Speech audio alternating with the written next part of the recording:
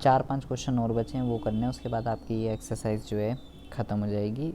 उसके बाद आप ज़िंदगी के मज़े जो हैं ले सकते हैं। तो क्वेश्चन नंबर 13 में ये क्या कह रहा है, बहुत ज़्यादा, अब बेटा बहुत ज़्यादा ध्यान से सुनेंगे, अब सारे क्वेश्चन बहुत ज़्यादा इंपॉर्टेंट है, भले ही 4 बचे हैं लेकिन ये बहुत अच्छे क्वेश्चन हैं। यही एग्ज़ाम के अंदर जो हैं, यही एग्ज़ाम के अंदर पूछे जाते हैं बेसिकली। ये कह रहा है as observed from the top of a 75 metre high lighthouse from the sea level. ये कह रहा है एक लाइट हाउस है, मान लीजिए ये जो है ये एक लाइट हाउस है जिसकी हाइट जो है ना कितनी दे रखी है, जिसकी हाइट जो है ये दे रखी है 75 मीटर और ये सी है। तो वो कह रहा है as observe from the top of a 75 metre high lighthouse from the sea level. Top से देखने मतलब यहाँ पे खड़े हुए लाइट हाउस के ऊपर खड़े होकर देखने पर, नीचे ऊपर से नीचे देख रहे हैं बेटा, the angle of depression of two ships are 30 and 45। मतलब यहाँ से देखने से एंगल ऑफ डिप्रेशन बन रहा है बेटा ऊपर से देखने पे। तो पहला जो एंगल ऑफ डिप्रेशन है, ऐसे लाइन खींचेंगे, यहाँ से एक स्ट्रेट लाइन खींचेंगे, ठीक है। और पहला उसने बोला है 30 डिग्री का, ठीक है। तो मान लीजिए इसको यहाँ पे आप 30 लिख दीजिए, ठीक है। ये डिप्रेशन बनेगा बेटा, ऊपर से जो एंगल बनता है जब हम ऊपर से नीचे देखते हैं तो डिप्रेशन बनता है, तो यहाँ पे भी 30 लिख दीजिए, ठीक है। और फिर उसने बोला 45, तो एक और बना दीजिए, ठीक है। और यहाँ पे 45 लिख दीजिए यहीं से, ठीक है। और इसको चाहो तो ऐसे बना दीजिए, ठीक है। और इसको लिख दीजिए 45। इस तरीके से इसकी फिगर बनेगी। If one ship is exactly behind the other on the same side of the light house, एक शिप यहाँ पर है और एक शिप यहाँ पर है और लाइट हाउस ये रहा 75 मीटर का। तो वो आपसे कह रहा है find the distance between the two ships. कहने का तात्पर्य ये है बेटा, ये कहना क्या चाह रहा है आपसे, ये लाइट हाउस है, इसकी जो फिगर बनेगी वो कुछ इस तरीके से बनेगी बेटा। वो तो ऊपर मैंने आपको समझाने के लिए बना दी है। एक 30 डिग्री का एंगल यहाँ पे बन रहा है, ठीक है। और एक 45 डिग्री का एंगल यहाँ पे बन रहा है। और ये जो है ये 75 मीटर ये दे रखा है। यहाँ लिखेंगे ए, यहाँ लिखेंगे बी, यहाँ लिखेंगे सी और यहाँ पे लिखेंगे डी। एक शिप सी बिंदु पे है, एक शिप डी पे है। तो कह रहा है find the distance between the two ships. ये निकालना है बेटा, सी और डी। सी और डी का आपको क्या निकालना है, सी और डी का आपको जो है डिफरेंस निकालना है। तो क्या करेंगे, बहुत इजी क्वेश्चन है। सबसे पहले लिखेंगे in triangle A B C. A B C में, इसमें ए बी और सी में मैं लगाऊंगा यहाँ पे tan theta is equal to perpendicular upon में base.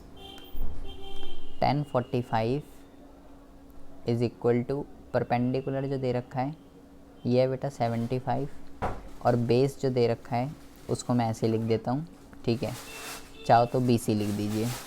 tan 45 is equal to 1 होता है, तो ये दे रखा है 75 इज इक्वल टू BC। तो BC की वैल्यू कितनी आ जाएगी, BC की वैल्यू कितनी आ जाएगी, BC की वैल्यू आ जाएगी बेटा 75, ये आ जाएगी 75। इसको मैं ये मेरी ये वैल्यू कितनी आ गई, ये वैल्यू आ गई मेरी 75। अच्छा, अब हम क्या करेंगे, अब हम लिखेंगे इन ट्रायंगल ABD में अगेन लगाएंगे tan theta is equal to perpendicular upon में बेस। यहाँ लिखेंगे बेटा, नेट का इशू हो रहा होगा आपका या तो, या मेरा ही हो रहा होगा। अब आ रही है सही, अब आ रही है सही?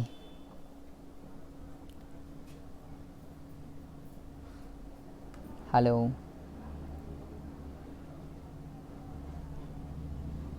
हाँ जी अब आ रही है।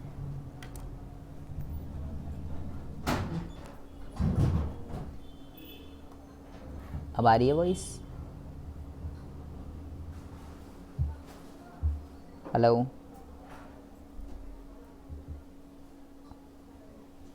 हेलो।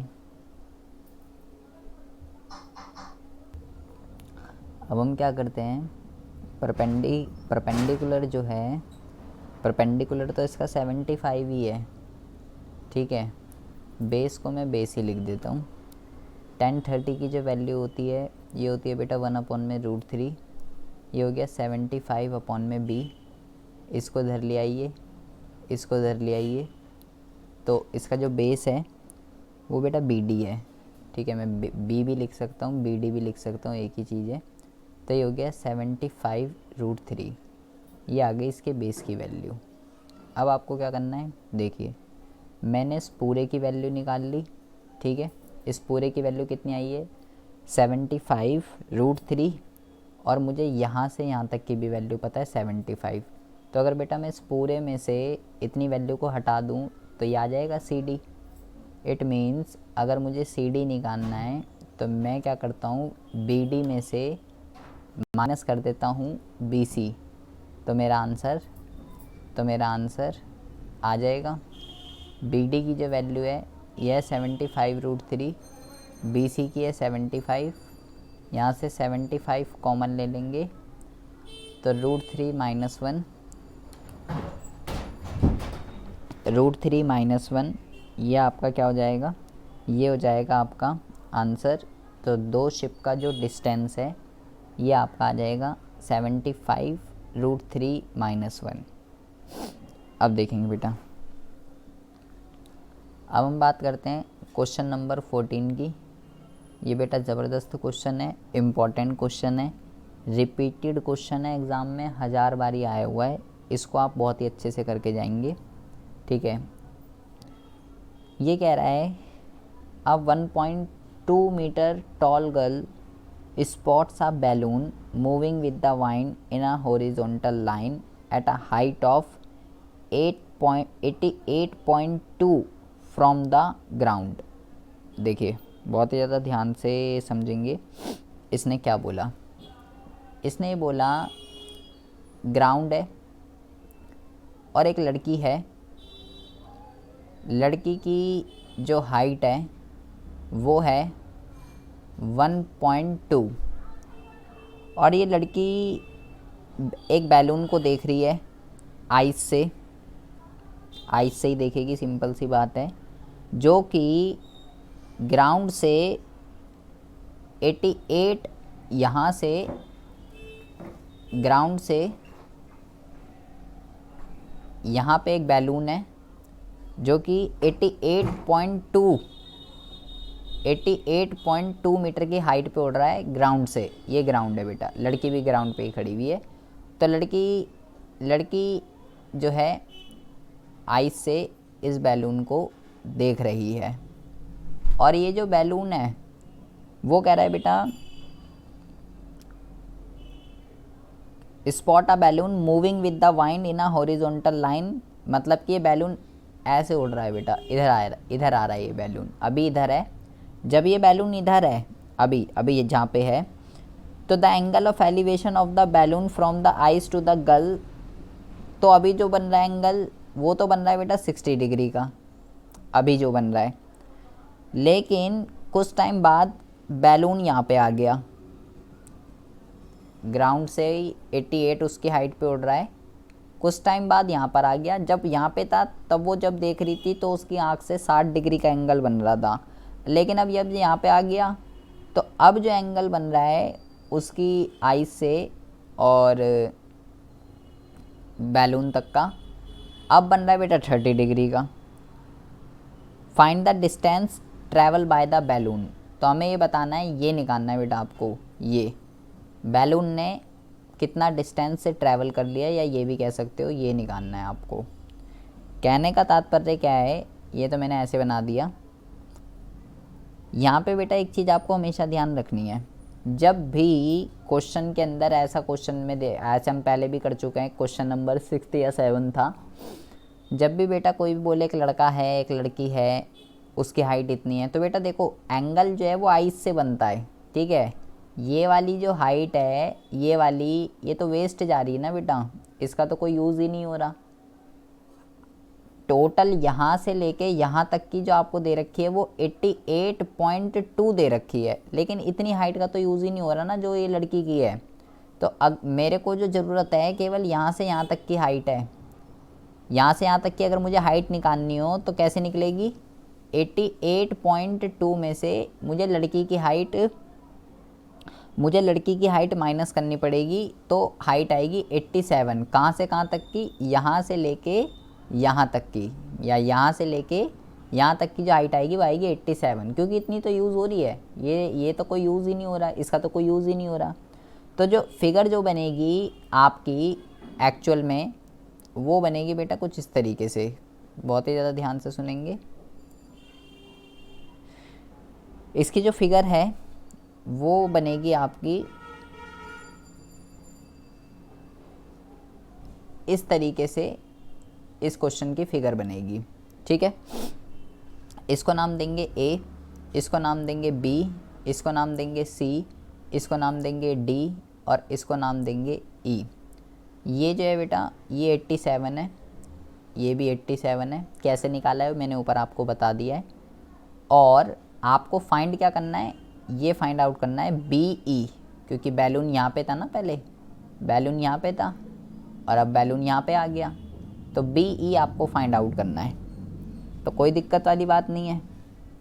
हम क्या करेंगे, पहले ट्रायंगल, इन ट्रायंगल ABC में लगा दीजिए। पहले परपेंडिकुलर दे रखा है और बेस निकालना है। tan theta is equal to perpendicular upon में बेस, एंगल भी लिख लीजिए बेटा। पहला वाले पे जो एंगल बन रहा था इधर वाले पे, ये तो बन रहा था 60 का, और इधर वाले पे जो बन रहा था वो बन रहा था 30 का, ठीक है। तो मैं यहाँ पहले पुट कर देता हूँ, tan 60 is equal to perpendicular है बेटा 87, बेस मुझे नहीं पता, तो ये आ जाएगा बेटा √3 इज इक्वल टू 87 अपॉन में B। तो B की वैल्यू अगर मुझे निकालनी है यहाँ से, B√3 इज इक्वल टू 87, तो B is equal to 87 upon में √3, ये आ जाएगी बेस की वैल्यू। बेस भी कह सकते हो बेटा, या ये CB भी कह सकते हो, यही इसका बेस है, तो CB लिख दीजिए या बेस लिख दीजिए, एक ही बात है। ये आ गई CB की वैल्यू। अब मैं क्या करूँगा, अब दूसरे ट्रायंगल में लगा देंगे।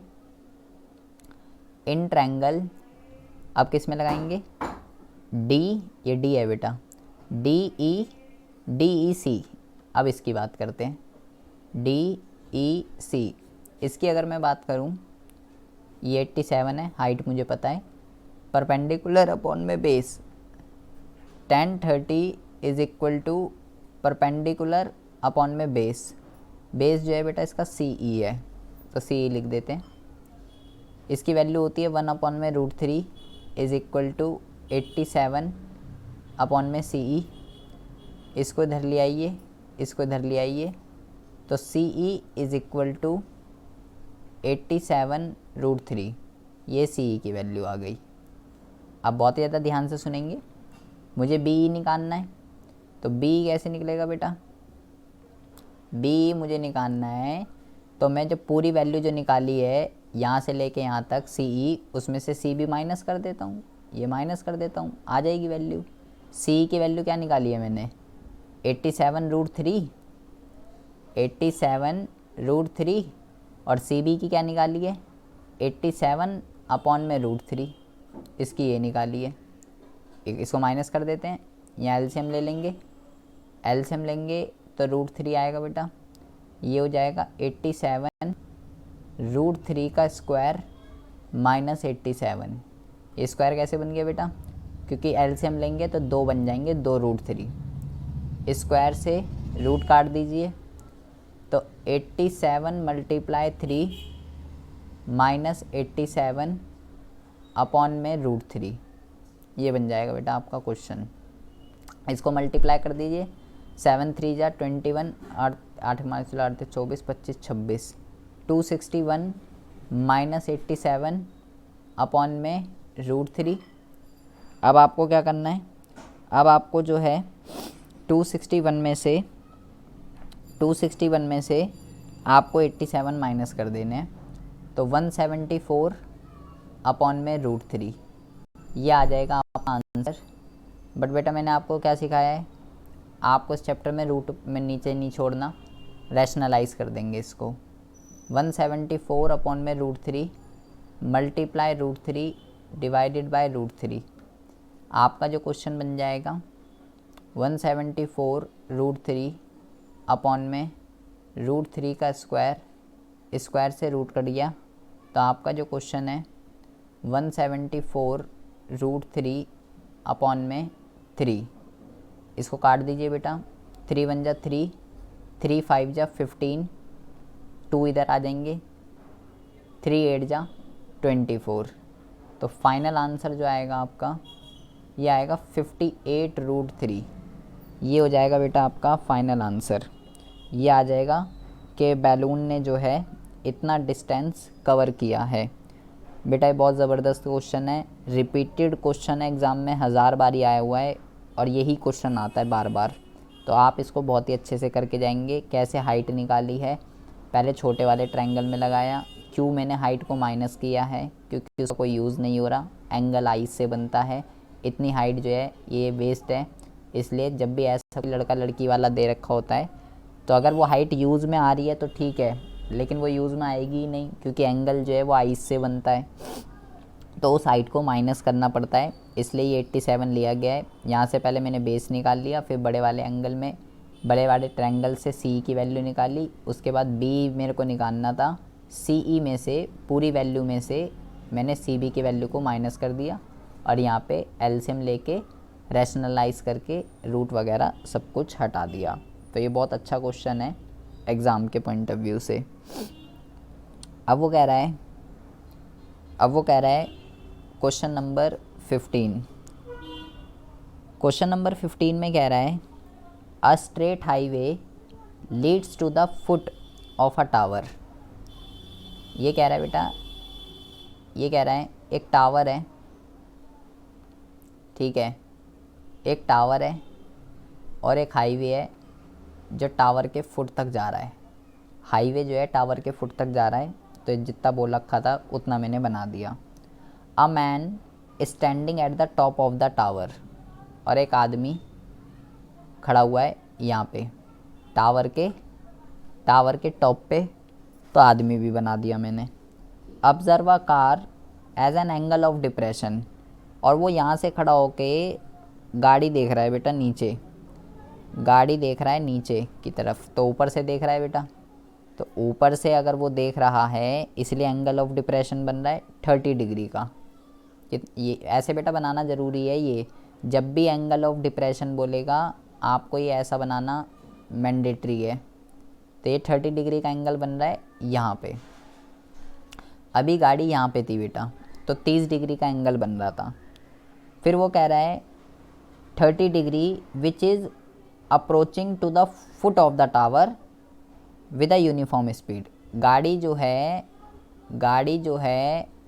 यहाँ पर है, ठीक है, और वो कह रहा है जी वो आ रही है टावर के फुट की तरफ, एक यूनिफॉर्म स्पीड से इस तरफ आ रही है। 6 सेकेंड लेटर, 6 सेकेंड के बाद the angle of depression of the car is found to be 60। 6 second के बाद, अभी तो 30 का बन रहा था, लेकिन अब गाड़ी जो है, अब गाड़ी यहाँ पर आ गई। अब गाड़ी जो है सिर्फ 6 सेकंड में, गाड़ी की स्पीड क्या थी मुझे नहीं पता, लेकिन सिर्फ और सिर्फ 6 सेकंड के अंदर गाड़ी पहले यहाँ पे थी, अब यहाँ पे आ गई, और अब जो एंगल ऑफ डिप्रेशन बन रहा है वो बन रहा है 60 डिग्री का। इसको यहाँ पे बेटा शो मैंडेटरी है, इस तरीके से आपको इसको दिखाना पड़ेगा बेटा। अच्छा, क्या स्पीड थी गाड़ी की नहीं पता, लेकिन 6 सेकंड लगे यहाँ से यहाँ तक पहुँचने में। Find the time taken by the car to reach the foot of the tower from this point. तो अब गाड़ी यहाँ पर है, तो वो कह रहा है कि अगर यहाँ से लेके यहाँ तक 6 सेकंड में आ गई तो अब ये फुट ऑफ द टावर है बेटा, ये फुट है। तो अब वो कह रहा है बताओ यहाँ तक आने में गाड़ी को और कितना टाइम लगेगा। यहाँ ये जो डिस्टेंस है ये गाड़ी कितने टाइम में कवर कर लेगी, ये बेटा क्वेश्चन पूछा गया है, ये हमें निकालना है बेटा। क्वेश्चन नंबर 13, 14, 15, 16 सब इम्पॉर्टेंट है, इसको अच्छे से करेंगे। तो देखिए टावर की हाइट क्या है, मेरे को टावर की हाइट वगैरह कुछ नहीं पता बेटा। सबसे पहले आपको क्या करना है, इनको नाम दे दीजिए। मान लो A B C D, इसको मैंने नाम दे दिए ABCD, ठीक है। तो मैं सबसे पहले क्या करता हूँ, सबसे पहले इधर देखिए, इस वाले ट्रायंगल की बात करते हैं ADB में। इन ट्रायंगल ABD क्या करेंगे, tan theta is equal to perpendicular upon में बेस। बेटा यहाँ tan ही लगेगा, ठीक है। हाइपो की तो मुझे ज़रूरत ही नहीं है भाई, मुझे ये निकालना है ना। तो सिंपल सी बात है, इन दोनों की कोई बात चलेगी, परपेंडिकुलर अपॉन में बेस के। कहीं आप सोच रहे हो मैं tan कैसे लगा रहा हूँ भाई, मैं तो साइन भी लगा सकता हूँ, कॉस भी लगा सकता हूँ भाई। देखो आप पंडित बद्री प्रसाद हर बोले, तो बेटा जो साइन और कॉस है उनका तो हाइपो के साथ रिलेशन होता है। तो हाइपो निकाल के क्या करूँगा, इसको क्या निकाल के क्या करूँगा, इसका तो कोई यूज़ ही नहीं है। मेरा जो यूज़ है या तो परपेंडिकुलर का है या बेस का है। इस वजह से बेटा यहाँ पे tan लग रहा है, और इस वजह से साइन और कॉस की किसी की बात नहीं हो रही है। तो अभी जो है tan 60 मुझे लगाना है। परपेंडिकुलर AB है और बेस जो है वो DB है, ठीक है। अच्छा tan 60 की वैल्यू क्या होती है, tan 60 की जो वैल्यू होती है, tan 60 की जो वैल्यू होती है ये होती है √3, और ये हो गया AB और ये हो गया DB। तो ये हो जाएगा बेटा DB √3 is equal to AB। तो DB की जो वैल्यू है वो क्या आ जाएगी बेटा, AB अपॉन में √3, ये आ जाएगी DB की वैल्यू। अच्छा ये DB की वैल्यू है, मतलब यहाँ से जो मुझे जिस डिस्टेंस का मुझे टाइम निकालना है, ये DB का मुझे बताना है गाड़ी कितने मिनट में पहुँच जाएगी, इसका टाइम बताना है। तो इसका जो डिस्टेंस है वो मुझे पता चल गया है, वो है AB √3। अब क्या करेंगे, अब जो है, अब बहुत ज़्यादा ध्यान से सुनेंगे बेटा। अब लगाएंगे इन ट्रायंगल ABC में। अब हम बड़े वाले की बात कर रहे हैं, A B और C। अब हम इसकी बात कर रहे हैं,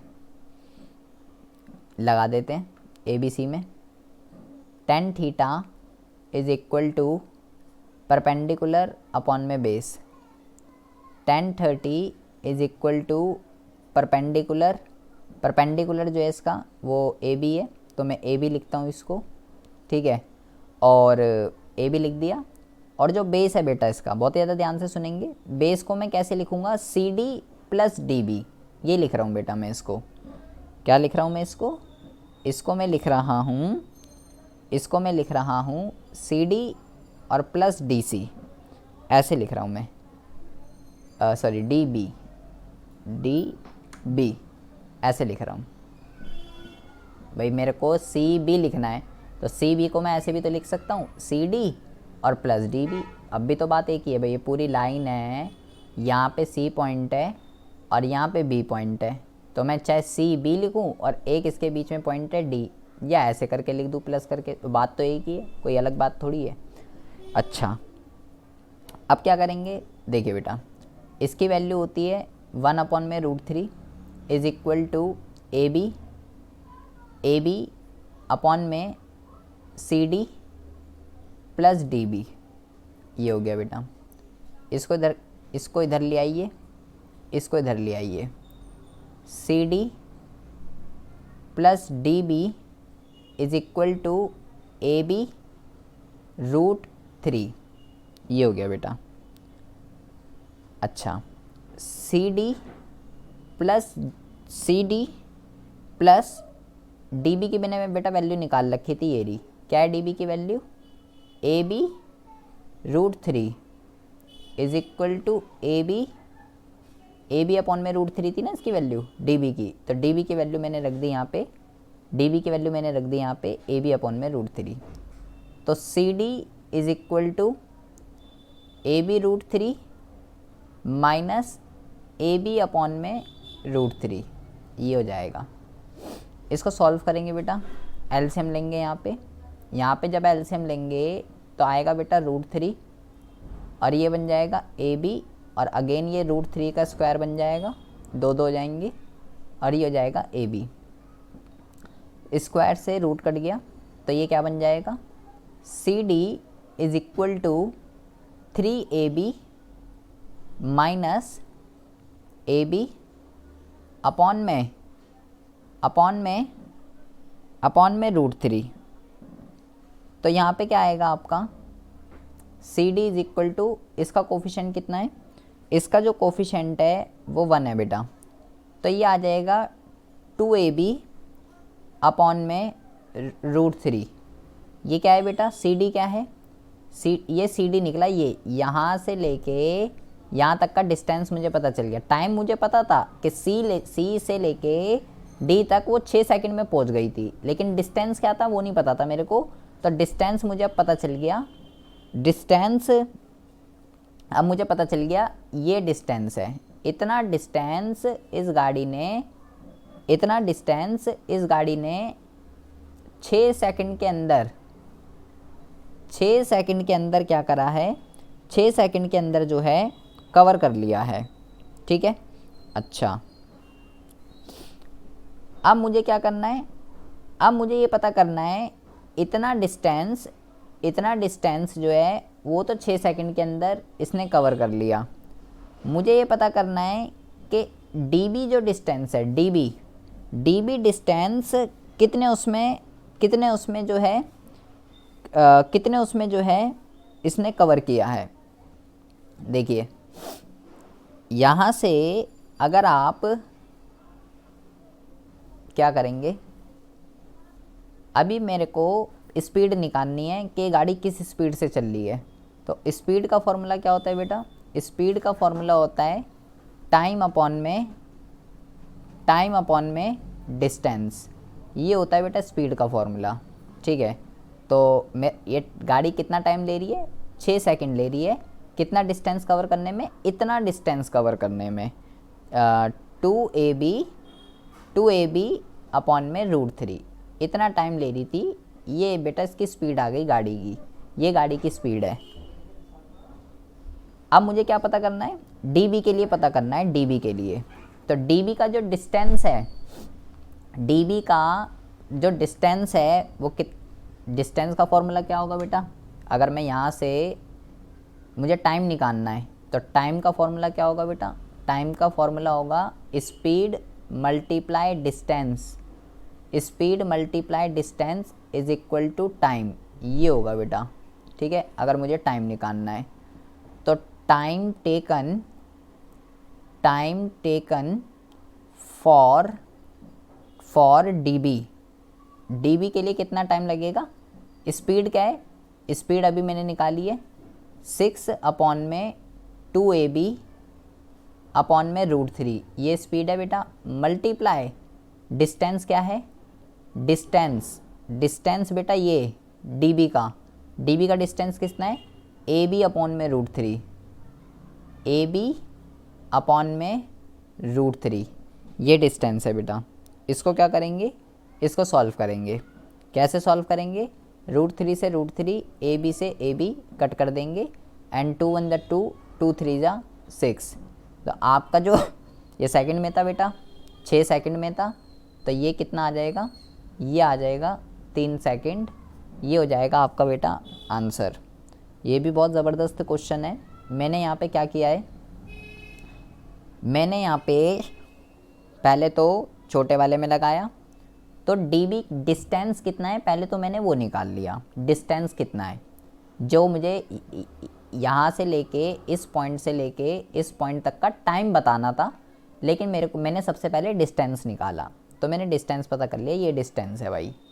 फिर मैंने बड़े वाले ट्रायंगल में लगाया, तो बड़े वाले ट्रायंगल से मेरे पास सी डी की वैल्यू आई है, सी डी क्या है पहले यहाँ देखिए, सी डी जो है वो ये पॉइंट था यहाँ से लेके यहाँ तक, ये यहाँ का मुझे टाइम तो क्वेश्चन में दे ही रखा था कि 6 सेकंड के अंदर गाड़ी आ गई सी से डी पे, लेकिन ये डिस्टेंस कितना था ये नहीं मुझे पता था, तो मैंने डिस्टेंस भी निकाल लिया और टाइम मुझे दे रखा था, डिस्टेंस मैंने निकाला, टाइम मुझे दे रखा था, ठीक है, ये मैंने निकाला और ये मेरे को दे रखा था गिवन, यहाँ पे आप लिखेंगे गिवन। फिर मैंने फॉर्मूला लगाया किसका, स्पीड का, कि गाड़ी किस स्पीड से चल रही है, तो स्पीड का जो फॉर्मूला होता है वो होता है टाइम अपॉन में डिस्टेंस, ये टाइम है ये डिस्टेंस है सी डी का, यहाँ पे पुट कर दिया तो ये क्या आ गई, ये बेटा ये गाड़ी की स्पीड आ गई, ये गाड़ी की स्पीड आ गई।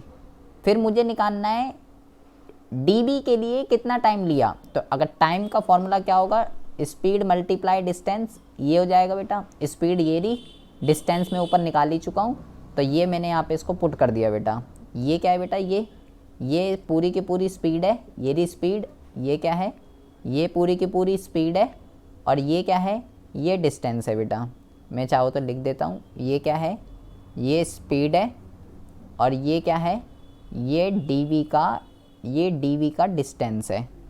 तो क्योंकि टाइम का फॉर्मूला क्या होता है बेटा, टाइम का जो फॉर्मूला होता है वो होता है स्पीड मल्टीप्लाई डिस्टेंस, तो स्पीड ये रही डिस्टेंस ये रहा, दोनों को मल्टीप्लाई कर दिया, सॉल्व कर दिया, तो आंसर आ गया 3 सेकंड। ये भी बेटा बहुत अच्छा क्वेश्चन है, आए हुआ ये भी एग्ज़ाम में कई बारी। ये क्वेश्चन समझ में आया आपको, क्या करा है हमने?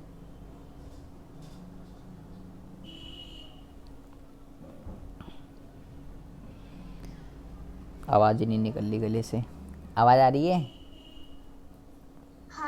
हाँ, तो प्रैक्टिस कीजिएगा इन 4 क्वेश्चनों की, तब जाके आपको जो है समझ में आएंगे कि क्या कहना चाह रहा है। अब देखिए, the angle of elevation of the top of the tower, ये कह रहा है भाई ये टावर है और angle of elevation top of the tower from the 2 point at a distance of 4 metre and 9 metre, 2 point है, ये टावर है, एक पॉइंट जो है वो तो कह रहा है 4 मीटर की दूरी पर है, ये वाला जो पॉइंट है ये तो 4 मीटर की दूरी पर है, और एक और पॉइंट है ये वाला, ठीक है, ये यहाँ से 9 मीटर की दूरी पर है, 9 मीटर की दूरी पर है, ठीक है जी।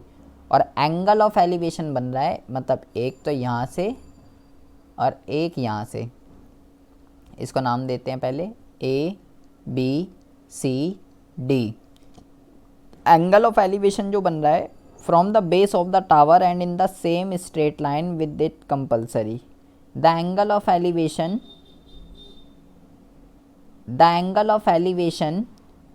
of the top of the tower from the 2 point 4 meter and 9 meter from the base of the tower and in the straight line with it are complementary। बेटा बहुत ही ज़्यादा ध्यान से सुनेंगे, कह रहा है prove that the height of the tower, tower की हाइट निकालनी है और प्रूफ करना है, the prove that the height of the tower is 6 metre, ये मुझे को प्रूफ करनी है बेटा, गिवन नहीं है, प्रूफ करनी है। और दूसरी दिक्कत क्या है, दूसरी दिक्कत ये है एंगल क्या है, एंगल क्या है ये मुझे पता ही नहीं कितना बनना है एंगल ऑफ एलिवेशन, लेकिन उसने एक लाइन बोली है बेटा, उसने बोला है कि जो एंगल जो बन रहा है ना वो कॉम्प्लीमेंट्री है। तो कॉम्प्लीमेंट्री एंगल कौन से होते हैं आपको ये पता होना चाहिए। कॉम्प्लीमेंट्री एंगल वो एंगल होते हैं जिसमें दो एंगल का सम 90 डिग्री का होता है। टू एंगल का जो सम जो होता है जो 90 डिग्री होता है, इन एंगल को हम क्या कहते हैं, इन एंगल को हम कॉम्प्लीमेंट्री एंगल जो है हम कहते हैं। तो अगर बेटा ये वाला एंगल थीटा है मान लिया मैंने, तो ये वाला कितना होगा 90 माइनस थीटा होगा, सिंपल सी बात है। तो अब आपको क्या करना है, अब आपको यहाँ पे फॉर्मूला लगा देना है, ठीक है, किसका, टेन थीटा का। किस में लगा रहे हैं हम सबसे पहले, इन ट्रैंगल ए बी सी में लगा रहे हैं। Tan theta is equal to perpendicular upon में बेस, यहाँ पे लगा देंगे। तो थीटा की तो वैल्यू मुझे पता ही नहीं है, तो ऐसे ही रहेगा। Tan theta is equal to perpendicular जो है वो है मेरा ए बी, और बेस मुझे पता है बेटा, यहाँ पे बेस जो है वो 4 है, ठीक है। तो इसको भी ऐसे ही रहने दीजिए, मैं तो कुछ कर नहीं सकता यहाँ, इसको ऐसे ही रहने दीजिए, इसको मान लीजिए 1।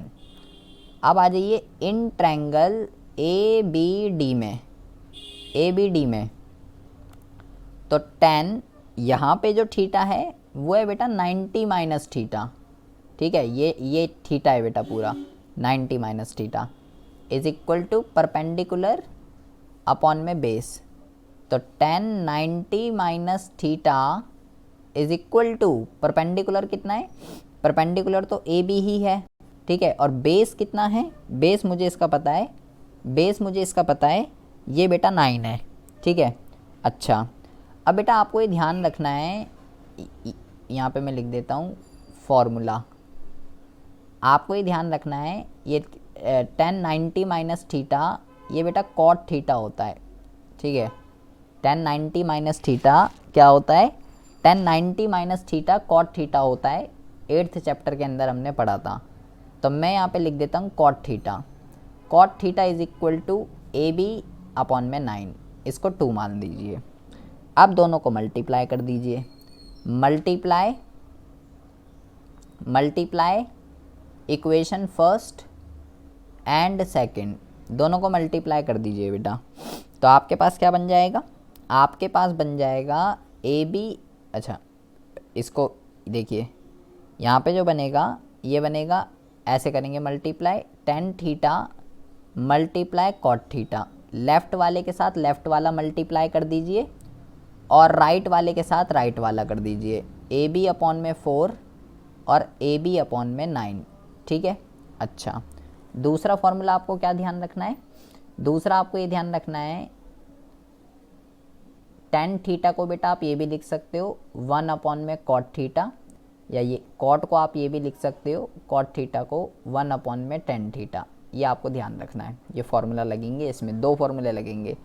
तो मान लीजिए अगर मैं कॉट को 1 अपॉन में 10 थीटा लिख दूँ तो कोई दिक्कत वाली बात नहीं है, ये हो जाएगा ए बी स्क्वायर और 4 9 जा 36, इसको इसके साथ और इसको इसके साथ मल्टीप्लाई कर दिया मैंने, 10 से 10 कट गया, तो 1 is equal to A B square upon में 36, इसको इधर ले आइए, ये कितना हो जाएगा 36 is equal to A B square, square हटता है तो बेटा रूट लगता है, 36 is equal to A B, और 36 का जो रूट होता है ये होता है बेटा 6, तो 6 is equal to A B, और ए बी क्या है बेटा, ए बी जो है वो है आपकी टावर की हाइट। तो ये आपकी जो है टावर की हाइट प्रूफ हो गई कि टावर की जो हाइट है वो क्या है, वो 6 है। रूट में 2 वैल्यू निकलती है वैसे तो, एक प्लस की निकलती है एक माइनस की, तो सिंपल सी बात है, हाइट जो है वो नेगेटिव की तो होगी नहीं, हाइट पॉजिटिव की होगी, तो नेगेटिव वाली वैल्यू को इग्नोर कर देंगे। तो ये हो गया आपका क्वेश्चन नंबर 16। तो ये हो गया आपकी बेटा पूरी की पूरी कंप्लीट एक्सरसाइज।